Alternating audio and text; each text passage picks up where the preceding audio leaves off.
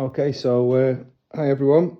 I thought, considering where I am with the build at the moment, I thought it'd be good to do a video and just talk about where we've got up to. This is first kit car build that I've ever done, so it's been quite an interesting journey so far, and the way the project came about was quite interesting as well, in the fact that a lot of the parts on this car came from Steve L's car. We recognise the exhaust manifold and the exhaust there, and many of the bits and pieces like uprights and brakes, they all came from Steve's. And because there was a fortuitous set of circumstances early in the year where the car was available as a write-off purchase, and there was the opportunity of a new chassis, just everything kind of aligned at the beginning of the year for me to get involved in something like this. So here we are. COVID-19's kind of got in the way a little bit. This is because the workshop we have here is actually away from my house, so it's not like I can sneak out at 1 in the morning downstairs every day and start messing around and tinkering. So just a quick run through of the car. So I think it's a FK250 chassis. I don't think it really matters, to be honest, but we have had to consider making some changes to allow us to run the original engine, gearbox and limited slip diff that came from Steve's car. So one of the things to start off with that we've had to consider the fact that this would have been drive-by-wire. So we've had to build in the accelerator pedal bracketry.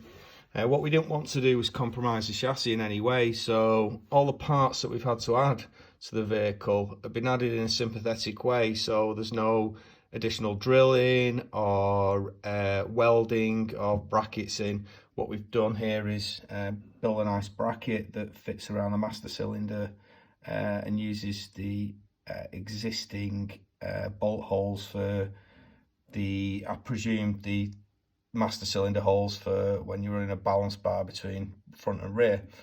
So again, not really welded anything into the chassis there. We also had to consider the fact that, you know, we're running an MT75 gearbox here with a Z-Tech, so quite an old school kind of configuration in terms of like drivetrain. And I think this chassis will have been built to accept something like a MX5 gearbox or something like that. So what we've had to do here is create a new mounting point for the MT75. And what we've done here is we've done a rubber faced metal plate and 2 nylon bobbins that clamp the whole system together. And then we've got a strap that runs from that bracket to the original gearbox mounting plate that stops any kind of forwards and backwards movement. Last thing we want is all this shooting forward and the prop shaft flying out. Lots of parts been supplied by Ash Ponder, which has been really helpful.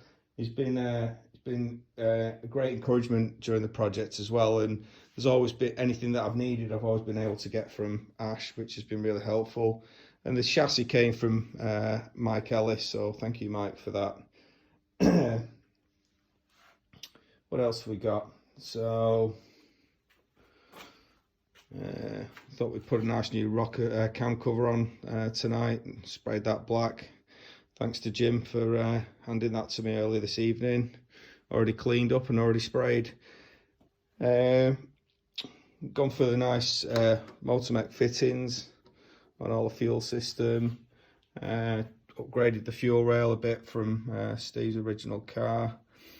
And I don't know if anyone knows of Motormech, but you probably all do. But I think they make as good a quality fitting as Aeroquip, but for much less money. Obligatory Omex ECU. This people might not be familiar with. This is well, the company that makes it call it BCU. I think it's more akin to a PDU, to be honest. What it is, it distributes the power around the vehicle, controls all switching of lights on and off, fans if you need it, electric windows if you need it. Not that we're going to need it in this vehicle. And all you're running there is a big positive in, 100 amp circuit breaker, and away you go. And the rest of it's just literally all beautifully color coded loom to go to every component in the car. Fuel pumps, headlights, indicators, DRLs, you name it, it's got it really. And there's a piece of software for this that allows you to configure it from the laptop. What else have we got?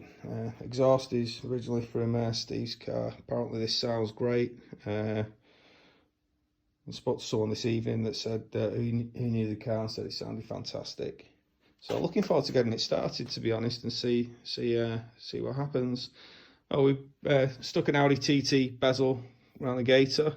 Thought that was a nice touch, and I'll probably replicate the same around the handbrake as well.